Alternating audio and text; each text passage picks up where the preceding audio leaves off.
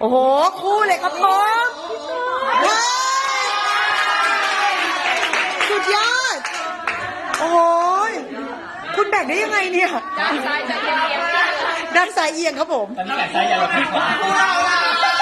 อะไรอยากให้อุ้มเหรอกล้าว่ะกล้ามากกล้ามากครับผม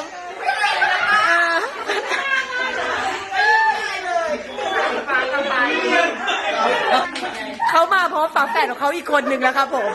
พี่พายุเขามีฝาแฝดนะครับยิ่งกว่าพี่สายฟ้าคือพี่คนนี้ครับผมโอ้แต่ละมาอีกแล้วพี่สองมาอีกแล้ว